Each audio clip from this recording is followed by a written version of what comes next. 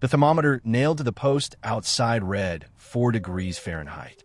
Wind came down from the ridge in long, slow waves, the kind that don't gust, they press. They lean against walls. They find gaps you forgot to seal in October. Every cabin in that hollow was burning wood faster than expected. Families were rationing, cutting through reserves they had planned to save for February. Some were burning green wood, wet, smoky, half useless, because the dry stacks had already run low. Every cabin but one. One structure sat at the edge of the property line, half buried in the hillside, its curved metal roof dusted white with snow. From a distance, it looked like a leftover from somewhere else, too strange for a homestead, too small for anything serious. A few neighbors had laughed when they first saw it going up. One local account recalls a man calling it a tin can on a rock pile. But that tin can on a rock pile held 64 degrees Fahrenheit inside, while the world outside sat at 4. No one came to check on the man who built it. They assumed he was struggling like everyone else. He wasn't. What made the difference wasn't the wood stove. Every cabin had one. It wasn't extra insulation or a secret fuel source. The answer was something most people walked past without a second thought.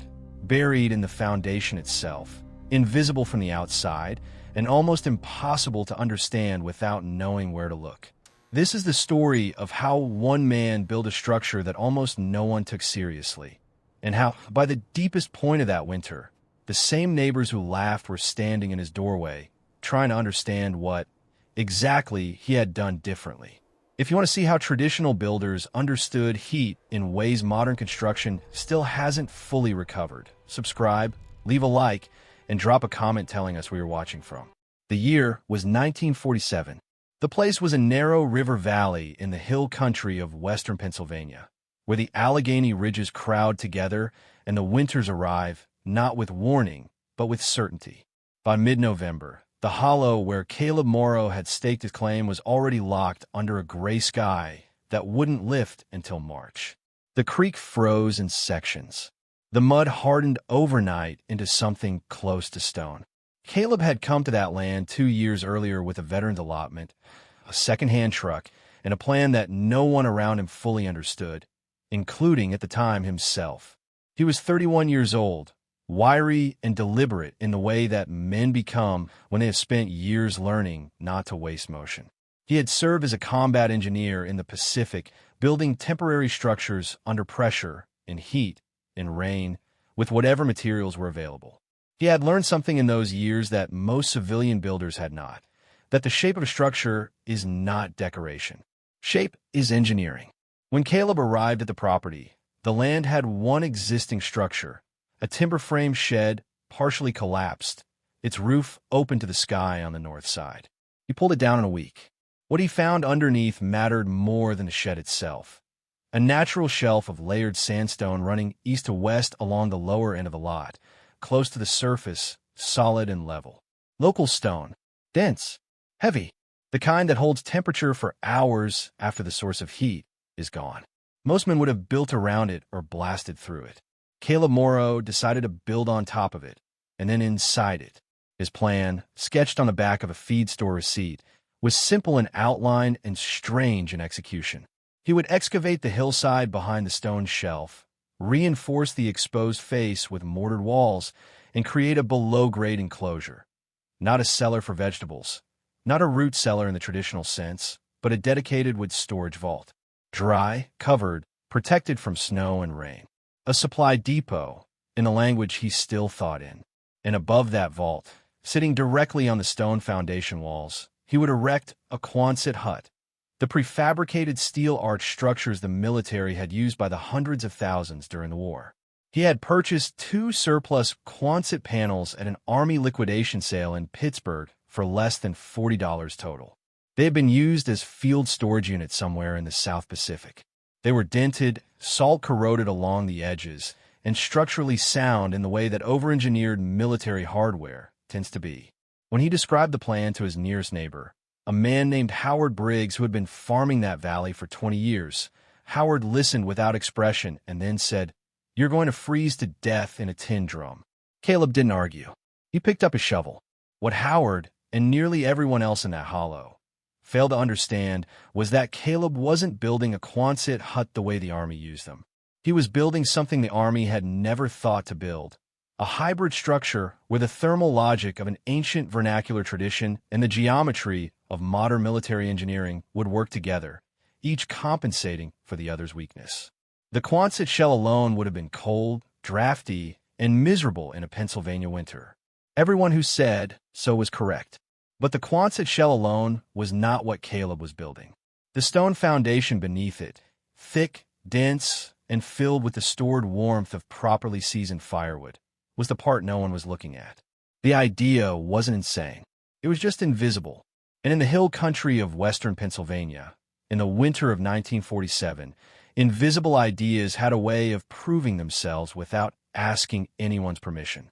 To understand what Caleb Morrow was building, you first have to understand what a Quonset hut actually is, and why its shape, which looks so strange in a field or on a homestead, is one of the most thermally and structurally efficient geometries ever adapted for human shelter. The Quonset hut was developed in 1941 by the George Fuller Construction Company, based on a design originally tested at Quonset Point Naval Air Station in Rhode Island. The Navy needed a structure that could be shipped flat, assembled by non-specialists in hours, and survive conditions ranging from Arctic wind to tropical rain. What they landed on was a half-cylinder, a continuous arch of corrugated steel, semicircular in cross-section, anchored at the base and open at both ends. The arch had been understood as a superior structural form for thousands of years. Roman aqueducts used it. Medieval cathedral builders used it. Gothic vaults and Islamic domes all rely on the same principle. A curved surface distributes compressive load outward and downward along its entire length, rather than concentrating stress at corners and joints. In a conventional rectangular building, the corners are the points of maximum structural vulnerability. In an arch, there are no corners. There's only continuous curve. Forced snow load, which in the Pennsylvania hill country could reach 30 to 40 pounds per square foot by February. This distinction was not academic. It was survival arithmetic. A flat or shallow-pitched roof accumulates snow. Under sufficient weight, the weakest points, typically the ridge beam connections and the top plate joints, begin to fail. A Quonset roof sheds snow continuously. The curvature means that as accumulation builds, the angle of the surface at the point of maximum depth remains steep enough that snow slides rather than stacks. Under the same storm that could compromise a conventional roof, a properly anchored Quonset experiences reduced lateral stress because the load never fully concentrates. Caleb understood this not from engineering textbooks, but from observation. During the war, he had watched Quonset units survive typhoon-force winds in conditions that flattened conventional wood frame field structures. He had also noticed something that the official Army manuals did not emphasize. Quonset huts, when properly sealed at the base and fitted with a central stove, retained heat with surprising consistency. The arch created a natural convective envelope. Warm air rose to the apex of the curve, circulated along the interior surface, and descended along the walls. A slow, self-reinforcing loop that distributed heat more evenly than a flat ceiling allowed. The problem the Army had never solved, and never tried to solve, because field units were temporary, was the floor. Standard Quonset installation involved either a wood plank floor raised on timber sleepers or a poured concrete slab. Both were thermal liabilities. What is a poor heat reservoir? Concrete, while better, is cold to the touch until it has absorbed significant energy, and in an unheated or intermittently heated structure, it pulls warmth out of the air faster than a stove can replace it. Caleb's solution to the floor problem was the foundation itself. By setting the Quonset directly onto the top courses of his stone foundation walls. Walls he was building to be 24 inches thick at the base, from locally quarried sandstone mortared with a lime and sand mix. He was creating a thermal base that no Army installation had ever had. Sandstone has a volumetric heat capacity of approximately 40 to 45 BTU per cubic foot per degree Fahrenheit. A foundation wall 24 inches thick, 8 feet tall, and running 20 feet along each side of the structure contained, by rough calculation, somewhere between 3,500 and 4,000 pounds of stone per wall face. That stone, once brought to temperature, would release heat slowly and continuously for between 10 and 14 hours after the fire in the stove had died down to coals. The arch above managed airflow. The stone below managed time. Together, they created something the neighbors, standing on the outside, could not see and would not believe until the temperature proved it for them. Caleb spent the late summer and early fall of 1947 quarrying stone from the exposed shelf at the back of his property, cutting it into rough blocks with a hand chisel and a 4-pound hammer, and hauling it by wheelbarrow to the building site. By late September, he had enough material staged to begin the foundation walls. He worked methodically, course by course, checking level with a mason string and a bubble level borrowed from Howard Briggs, the same man who had predicted he would freeze. He laid the stones in a running bond, staggering the joints between courses to prevent vertical crack lines. He set each stone by hand, fitting faces as closely as the rough cuts allowed, and filled gaps with a lean mortar mix he had learned to make from a German mason who had worked the Pittsburgh construction trade in the 1930s. The mortar was flexible enough to accommodate frost heave without cracking through.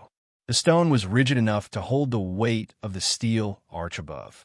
By October 15th, the foundation wall stood 7 feet above grade on the exposed southern face, built into the hillside on the north so that the earth itself formed the rear wall of the wood storage vault below.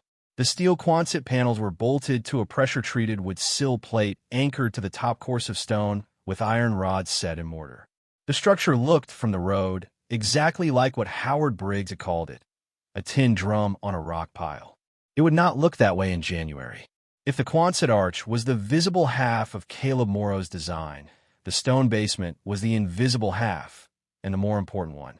From the outside, what most people saw was a low stone wall, perhaps 2 feet visible above ground on the south face, forming what appeared to be a simple crawl space or root cellar foundation.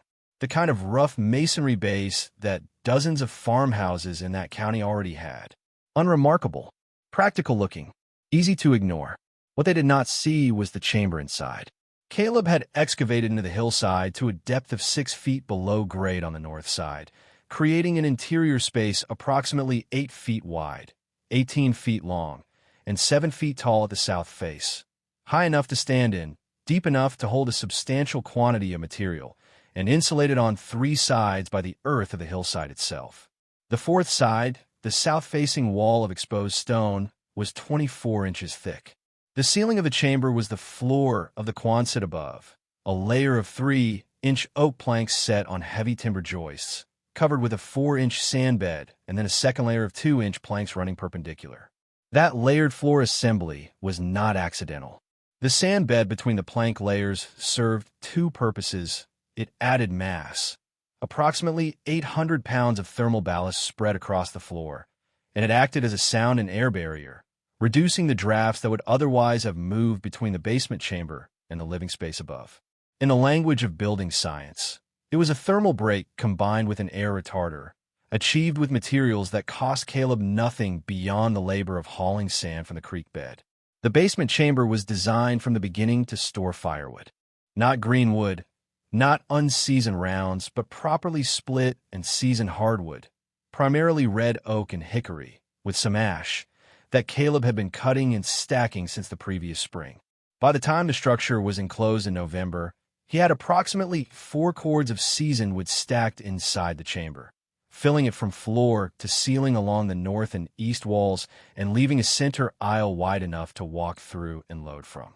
4 cords of seasoned hardwood contains, depending on species, between 80 and 100 million BTU of potential heat energy. That is not a number that means much in the abstract.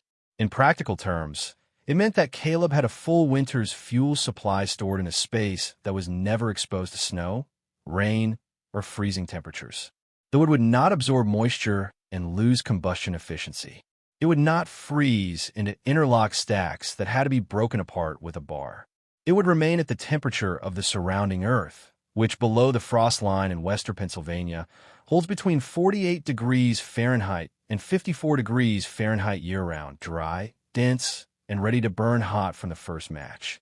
This detail, simple as it sounds, had a measurable effect on the heat output of his stove.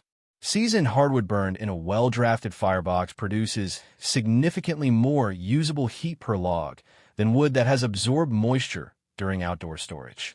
Oral accounts from families in that region suggest that homesteaders who stored wood indoors, even in unheated sheds, consistently used between 15 and 25% less wood per season to maintain equivalent interior temperatures compared to those pulling fuel from outdoor stacks. Wet or partially seasoned, wood requires a portion of its own combustion energy to drive off moisture before it can produce radiant heat. That energy is lost to the flue. Caleb's wood lost nothing to moisture. Every BTU in the log went to warming the room. But the stone walls of the basement were doing something beyond simply sheltering the wood. They were participating in the heating system.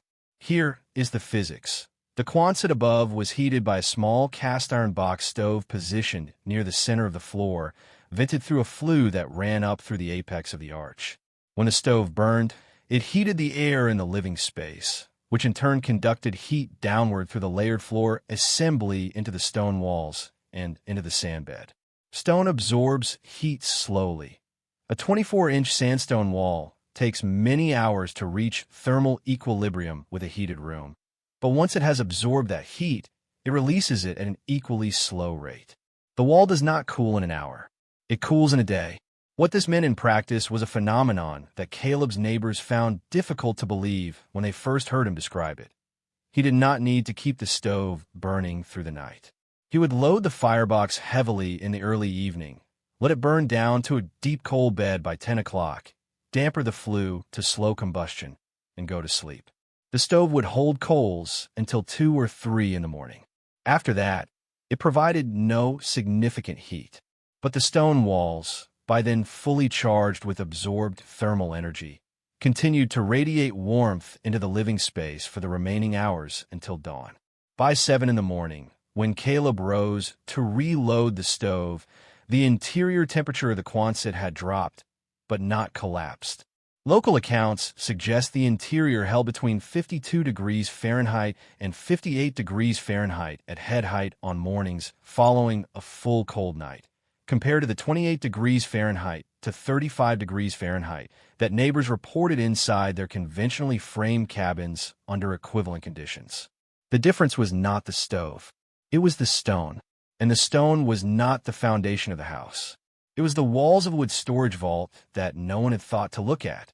The secret had been there from the beginning, buried in the hillside, holding heat quietly while the rest of the valley burned through its wood stacks and waited for a spring that was still months away. By the first week of November 1947, word had traveled the length of the hollow. In a valley community of fewer than 60 families, a man building a corrugated steel arch on top of a stone basement was not the kind of thing that went unnoticed. People drove past on the county road and slowed down.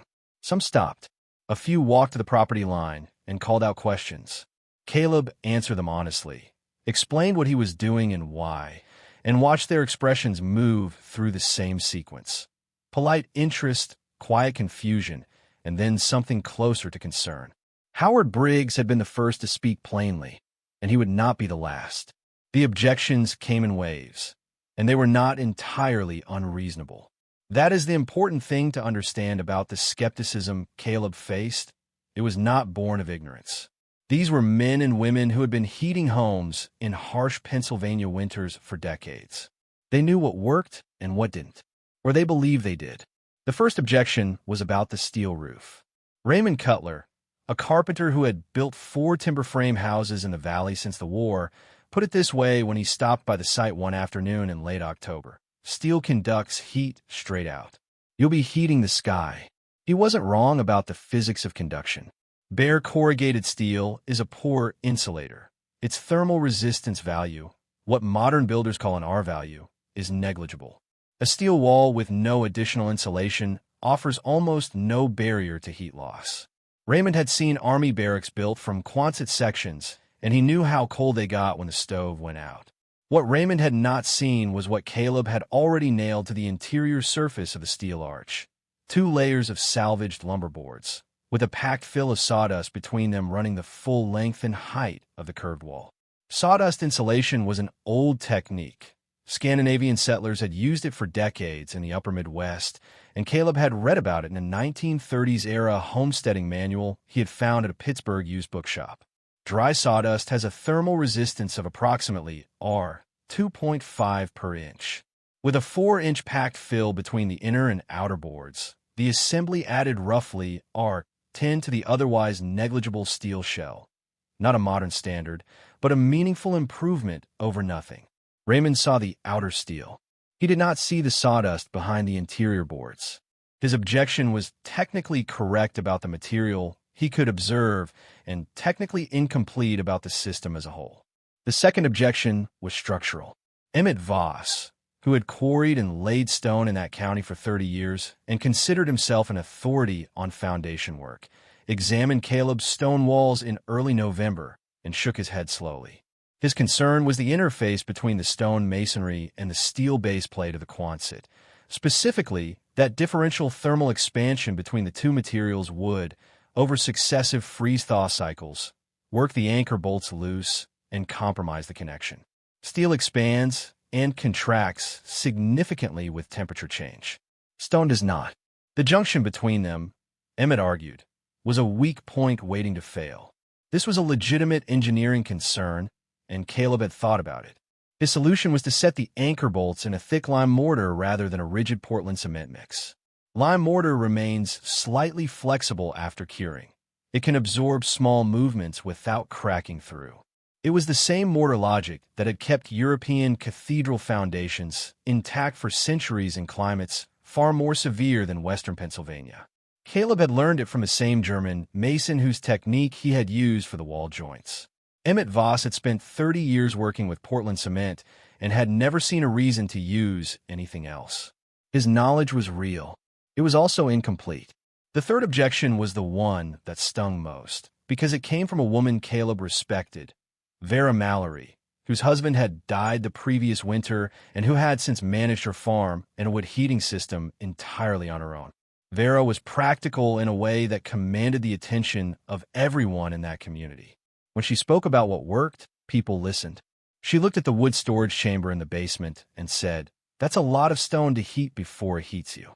She meant that the thermal mass of the foundation walls would absorb heat energy before the living space reached a comfortable temperature, that Caleb would spend days and a significant quantity of wood simply bringing the stone up to temperature before it could begin returning heat to the room. She was describing what builders call the thermal lag of high-mass construction, and she was correct that it was real. What Vera's objection did not account for was the difference between the initial heating season and sustained winter operation. She was right that the first week of serious cold would demand more wood than a conventional frame cabin. Caleb acknowledged this openly. But once the stone mass had reached thermal equilibrium with the heated space, a process he estimated would take between 5 and 7 days of consistent firing. It would then act as a buffer against temperature swings, absorbing excess heat during active firing periods and releasing it slowly through the cold hours of the night. The stone was not a cost. It was an investment with a return that compounded every night of the winter. Caleb explained all of this, clearly and without condescension, to each person who raised an objection. Some listened and left still unconvinced. A few nodded slowly in the way people do when they want to be polite without agreeing. Howard Briggs came back twice more and both times left shaking his head. None of them were foolish. None of them were malicious. They were reasoning from experience, from every stove they had ever banked, every cold morning they had ever woken to, every structure they had ever watched fail under the weight of a Pennsylvania winter. Their experience was real. What they lacked was a frame of reference for a building system they had never seen work. In the absence of that reference, doubt was the rational response. The rational response was about to be tested, because November was ending, and what the old-timers in the valley called a killing cold was building in the northwest, rolling down from Lake Erie along the ridgelines, gathering weight as it came. The hollow would not stay speculative much longer. The weather broke on the night of December 3rd. It did not arrive as a blizzard, not the dramatic, wind-driven wall of white that makes for easy storytelling. It arrived as something colder and more methodical, a sustained Arctic air mass that settled over the Allegheny ridges and simply stayed. Temperatures dropped through the afternoon of December 3rd, passed through 20 degrees Fahrenheit by sundown, and reached 4 degrees Fahrenheit by midnight. By the morning of December 4th, the creek had frozen solid, not the thin, crackable ice of an early cold snap, but dense, opaque ice, the kind that forms when the cold has been working through the night with seriousness. The wind was not violent. It was persistent, a steady 12 to 15 miles per hour out of the northwest, finding every gap in every wall, every door frame that had swollen and shrunk through the autumn cycles and no longer fit quite as tightly as it once had. It was the kind of wind that does not announce itself dramatically, but simply reduces the effective temperature by another 10 degrees and keeps doing so, hour after hour, without rest. In the conventional timber frame cabins of the Hollow, this was the moment that separated careful preparation from hopeful improvisation. Families who had stacked enough wood within easy reach of the door were cold, but managing. Those who had let their indoor supplies run low were faced with the prospect of going out into that wind to haul wood from outdoor stacks. Wood that in some cases had absorbed rain and early snow and now burned reluctantly, releasing half its potential heat as steam through the flue rather than as radiant warmth into the room. Howard Briggs burned through nearly a full day's wood ration by 2 in the afternoon. He added a second blanket to his bed that night and banked his stove as high as he dared before sleeping, knowing the fire would be low by 4 in the morning and the room would be near freezing by the time he woke. Raymond Cutler's house, well-built and tightly fitted, performed better than most, but Raymond was burning wood at a rate he noted with concern in a personal journal he kept through that winter. Local records and community accounts from that period suggest that households across the Hollow were consuming between 30 and 45% more wood than their original winter estimates had projected, driven largely by the combination of sustained cold and the inefficiency of burning partially seasoned or moisture-laden fuel. Caleb Morrow loaded his stove at 4 in the afternoon, using 3 splits of dry red oak pulled from the basement vault, wood that had been seasoning since the previous April and registered, to the touch, as almost warm compared to the frozen air outside. The firebox caught immediately, the draft pulling strong up through the flue at the apex of the arch. Within 40 minutes, the interior of the Quonset had climbed from 51 degrees Fahrenheit to 68 degrees Fahrenheit. He added 2 more splits at 7 in the evening, dampered the flue to approximately 1/3 open, and allowed the stove to settle into a slow, sustained burn. He did not set an alarm. He did not worry about the fire going out.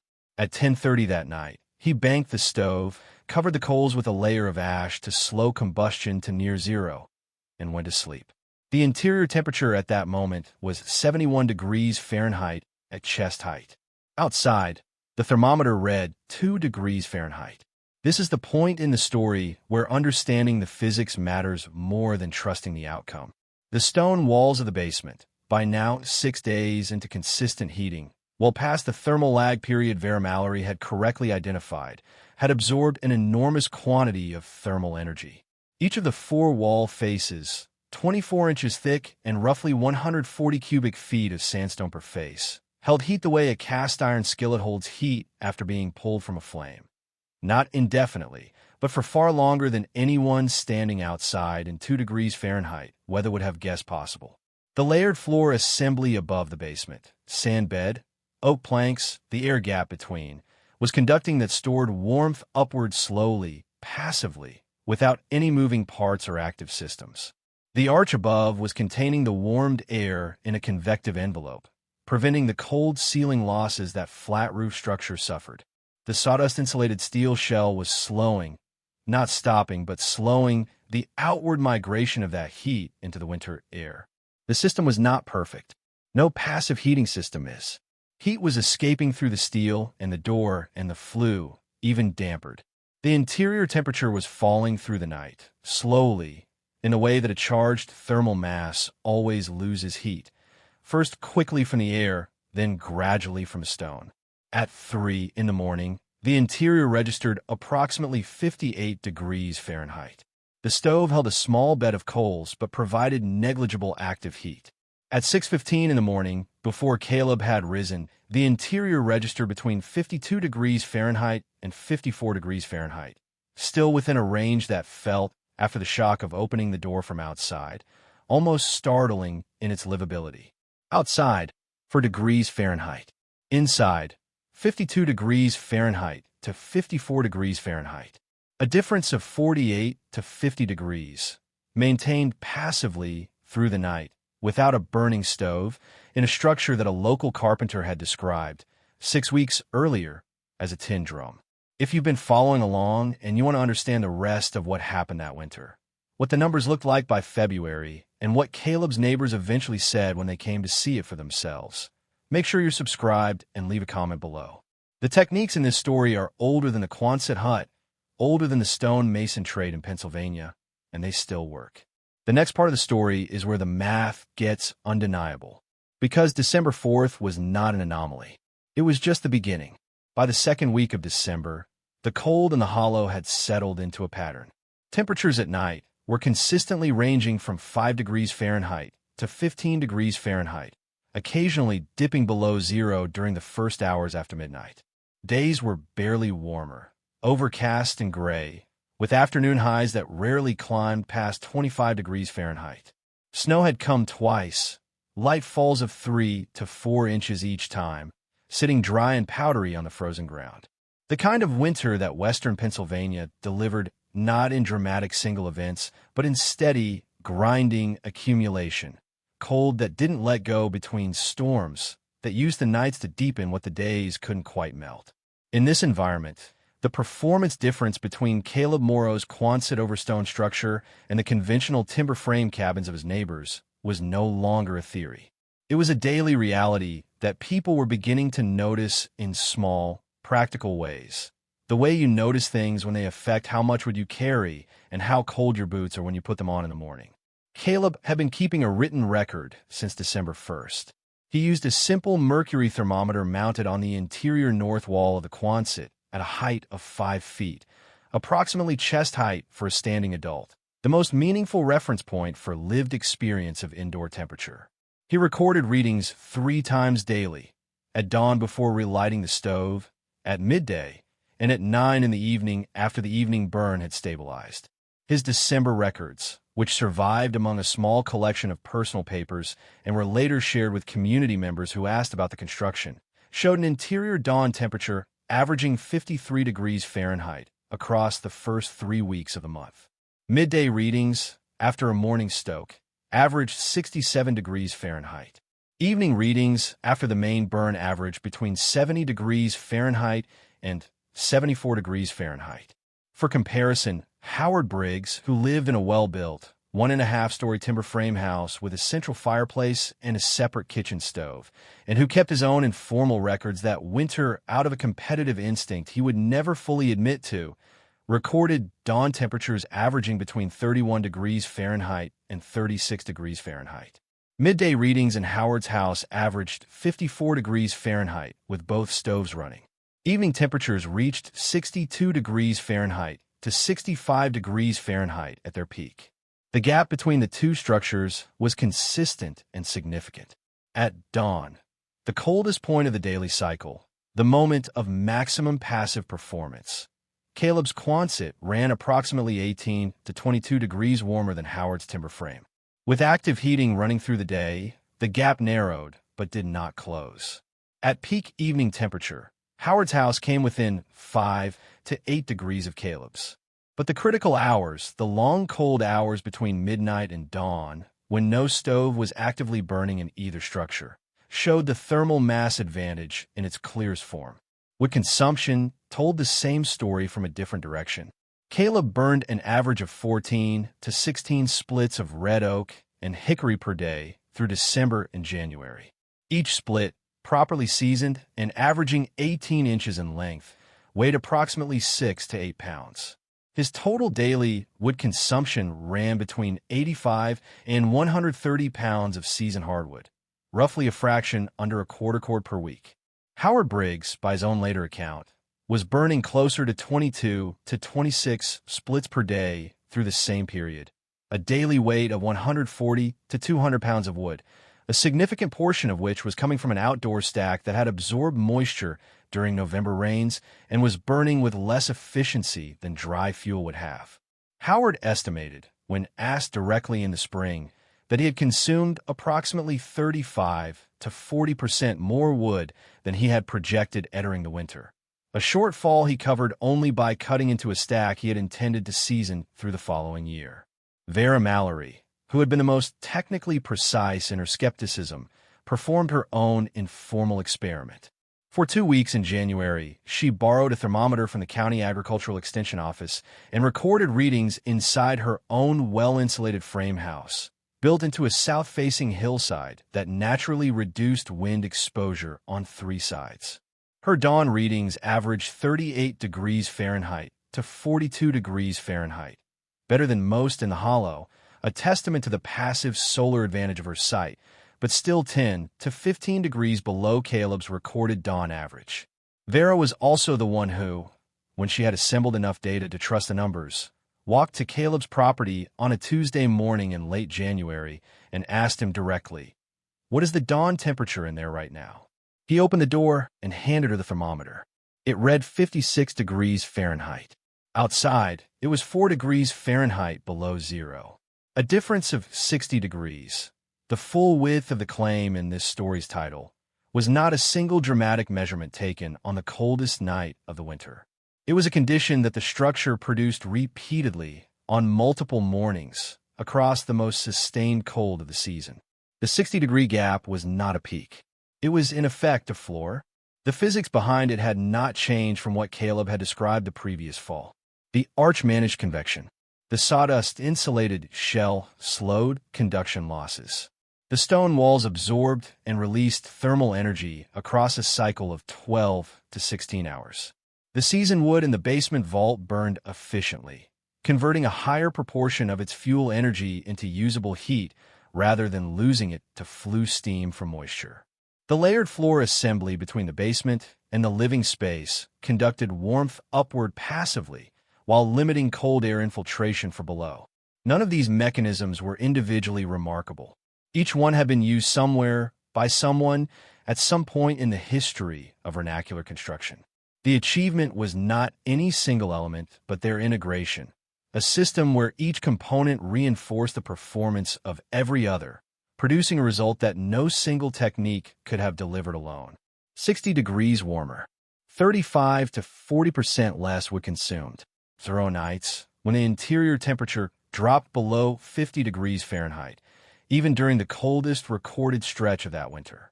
The tin drum on the rock pile had made its case, and the hollow was paying attention. It started with questions, not the skeptical kind, the kind people ask when they're already convinced but need the steps confirmed before they act. Howard Briggs came back to Caleb's property on a Saturday morning in early February, this time without his familiar expression of polite doubt. He came with a notebook. He asked about the stone selection. What kind, what thickness, how deep into the hillside? He asked about the mortar mix. He asked how Caleb had calculated the depth of the sand bed between the floor planks, and whether he had considered using gravel instead. He asked about the sawdust fill behind the interior boards and how tightly it had been packed. He did not ask whether it worked. He had already accepted that it worked. He was asking how to replicate it. Vera Mallory came 2 weeks later, on a Wednesday, and she brought her neighbor's teenage son with her, a boy named Garrett who had shown an aptitude for masonry and whom Vera had apparently decided should see the construction up close before he committed to anything. She walked the perimeter of the stone foundation slowly, running her hand along the mortar joints, pressing her palm flat against the south face of the wall in the late morning sun. She asked Caleb where he had sourced the sandstone and whether the local limestone that predominated on her side of the hollow would perform comparably. Caleb told her the truth. Limestone has a slightly lower thermal mass than sandstone. Its volumetric heat capacity runs approximately 35 to 38 BTU per cubic foot per degree Fahrenheit, compared to sandstone's 40 to 45, but the difference was meaningful only at the margins. A limestone wall of equivalent thickness, properly laid and allowed to reach thermal equilibrium, would still outperform any timber frame wall by a wide measure. The material mattered less than the mass and the continuity of the thermal connection between the wall and the heated space above. Vera listened, nodded once, and said she would be breaking ground for a stone woodshed with a sleeping loft above it before the spring mud had dried. She was as good as her word.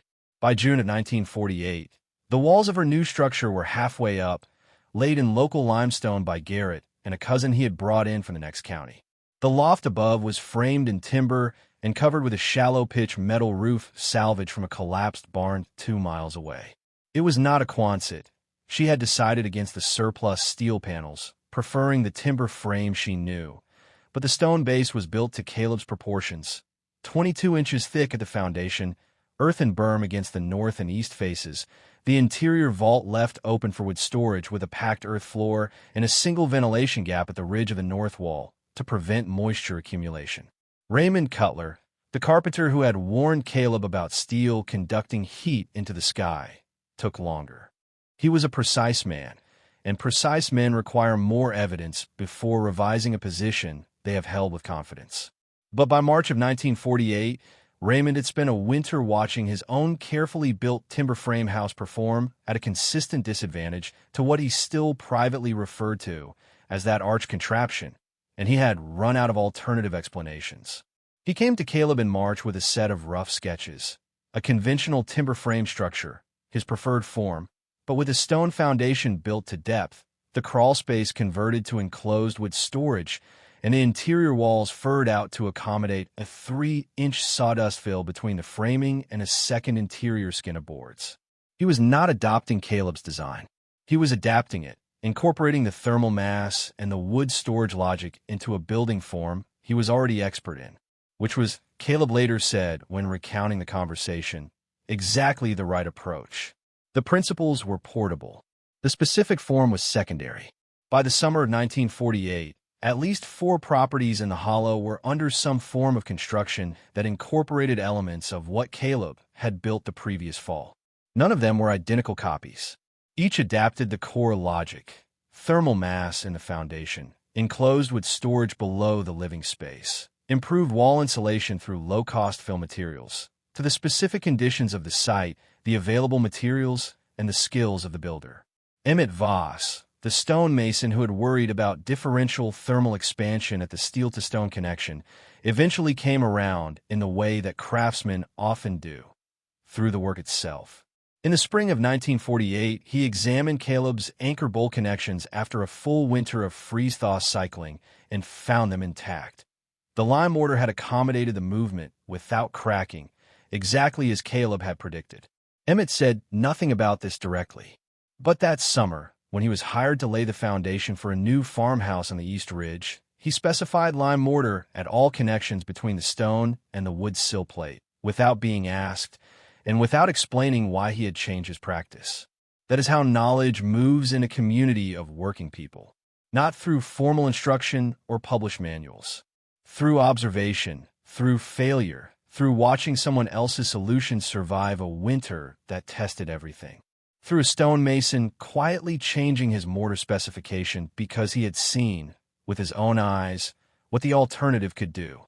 By the winter of 1948 to 1949, oral accounts from the valley suggest that interior dawn temperatures across the Hollow had improved measurably, not because everyone had rebuilt their homes from scratch, but because the incremental adaptations were accumulating. More enclosed wood storage meant drier fuel, which meant more efficient combustion, which meant more heat per split. More attention to foundation mass meant slower cooling through the night. More care with wall insulation, sawdust fills, doubled interior boards, earthen berms on north faces, meant less heat escaping into the cold air. The Hollow did not become a showcase of vernacular thermal engineering overnight, but it became, slowly and practically, a community that understood something it had not understood before, that the construction decisions made before the first nail was driven.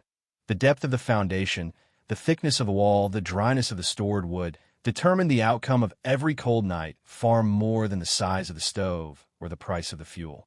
Caleb Morrow had not invented any of the principles behind his construction. Stone foundations of comparable mass had been built in Europe for centuries. The logic of thermal lag, of charging a dense material with heat and drawing on it through the cold hours, was embedded in the Russian masonry stove tradition, in the German Kachelofen, in the adobe construction of the American Southwest. The Quonset arch had been engineered by the Navy for reasons of structural efficiency, not thermal performance. The sawdust insulation had been documented in Scandinavian homesteading literature since the 19th century. What Caleb had done was combine these elements deliberately, in response to a specific set of conditions, with the systematic thinking of a combat engineer who had learned to solve problems with what was available rather than what was ideal. He had not invented the principles. He had assembled them into a working system, and then built it, and lived in it, and kept records, and answered questions patiently when the neighbors came. That, in the end, is what knowledge transmission looks like at the human scale. Not a textbook, not a lecture.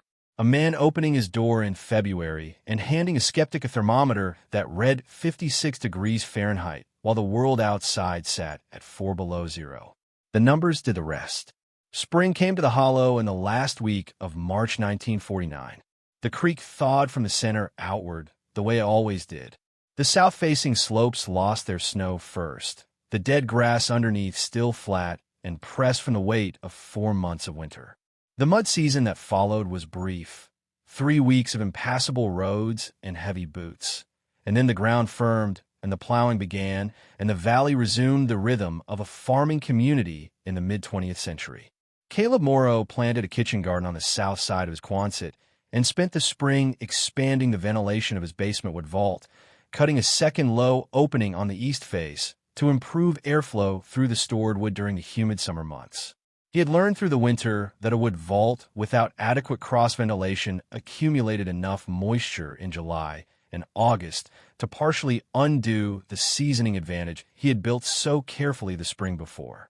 The fix was simple: 2 opposing vents, each covered with a hardware cloth screen to keep rodents out, and it cost him an afternoon.